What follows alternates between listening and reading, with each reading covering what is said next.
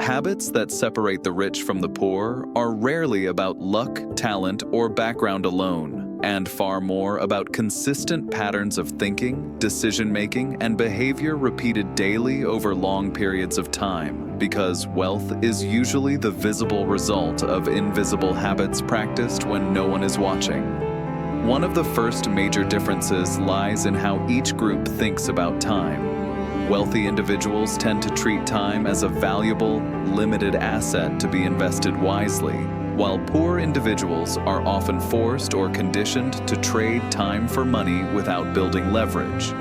This causes the rich to plan years ahead, while the poor are trapped reacting to immediate pressures, bills, and emergencies. This difference in time perception leads directly to long-term thinking. The rich habitually delay gratification, choosing actions today that benefit them tomorrow, next year, or even decades later. The poor, often under constant financial stress, are more likely to seek short-term comfort or instant relief because uncertainty makes waiting feel unsafe. This difference affects spending, learning, and relationships as wealthy people invest in skills, networks, and systems that compound, while poorer individuals often spend to feel good now because the future feels fragile or distant. Another major separating habit is continuous learning. The rich rarely stop educating themselves.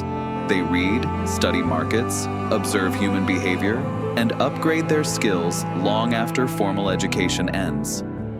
Poor individuals are more likely to believe learning ends with school or that education is only for the privileged, not realizing that knowledge and skills are among the cheapest tools for changing one's financial path.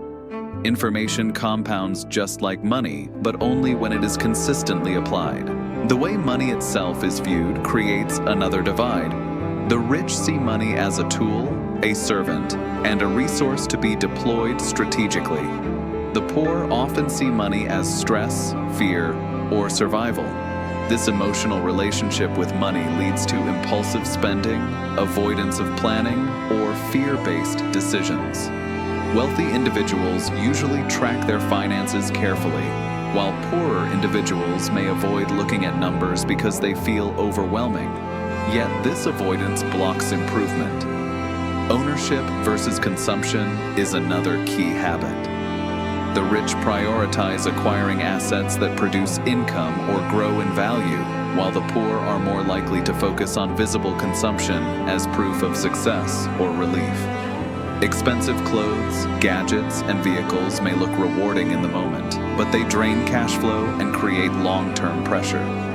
The habit of living below one's means is common among the wealthy, while lifestyle inflation often traps the poor whenever income increases. Risk and failure are handled very differently. The rich take calculated risks and understand failure as feedback, not defeat. The poor often avoid risk entirely because failure can be financially devastating.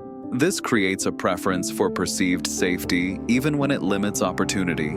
Over time, fear of failure is reinforced by negative self-talk and limiting beliefs, while the wealthy develop confidence in their ability to learn, adapt, and eventually succeed. Mindset plays a powerful role in separating outcomes. Wealthy individuals tend to believe skills can be developed, mistakes corrected, and outcomes improved through effort.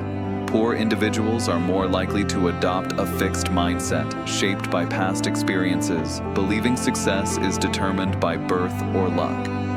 This belief discourages persistence and effort, even when opportunities appear. Social circles also play a defining role. The rich intentionally surround themselves with people who challenge them, share knowledge, and think bigger. The poor are often surrounded by others facing similar struggles, not by choice, but by environment. Networking, when practiced genuinely, becomes a habit of building long-term, mutually beneficial relationships, something the wealthy understand deeply, while others may avoid due to discomfort or lack of awareness. Communication is another separating habit. Wealthy individuals learn how to express ideas clearly, negotiate effectively, and advocate for themselves. Poorer individuals may lack access to these skills and therefore accept unfavorable terms, lower pay, or missed opportunities. Over time, this difference quietly compounds into massive income gaps. Health and energy are often overlooked but critical. The rich recognize that physical and mental health are assets. They invest in sleep, nutrition, movement, and stress control because sustained success requires energy. Poor individuals, constrained by long hours and chronic stress, often neglect health until problems become severe, further reducing productivity and increasing expenses. Goal setting also separates the two. Wealthy individuals define clear goals, write them down, and review them regularly. Poor individuals may hold vague hopes rather than concrete plans, making progress difficult to measure or sustain. Discipline supports this process as the rich build routines that automate good behavior, while the poor operate in reactive survival mode where consistency is harder. Information consumption differs as well. The rich are selective, focusing on content that improves thinking and decision-making. The poor may consume more entertainment or emotionally charged content for escape, not because of ignorance, but because stress pushes the mind toward relief. Over time, this difference shapes perception, ambition, and confidence. Personal responsibility is another powerful divider. The rich ask what they can control and change, even when circumstances are unfair. The poor may focus on external blame, often justified, but this reduces personal agency. Initiative follows responsibility as the wealthy actively look for problems to solve and value to create, understanding that income flows toward those who solve problems at scale. Financial literacy plays a massive role. Wealthy individuals understand interest, inflation, taxes, leverage, and compounding. Poor individuals are rarely taught these concepts, leading to high-interest debt and missed opportunities. Debt itself is used differently, with the rich leveraging it for growth and the poor using it for survival.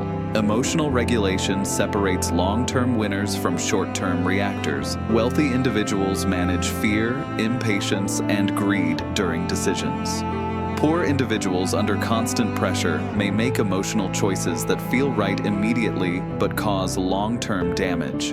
Patience becomes a rare but powerful habit, as wealth usually grows slowly before accelerating. Finally, the habit of value creation defines lasting wealth. The rich focus on how much value they can deliver to others, understanding that income reflects value provided at scale. The poor often focus on immediate needs, not by choice but necessity, which limits their ability to think beyond survival. When all these habits compound over years, they create dramatically different outcomes, not because one group is superior, but because systems, stress, education, and environment shape behavior, and those behaviors quietly compound until the gap appears enormous, even though it was built one habit at a time. Hi.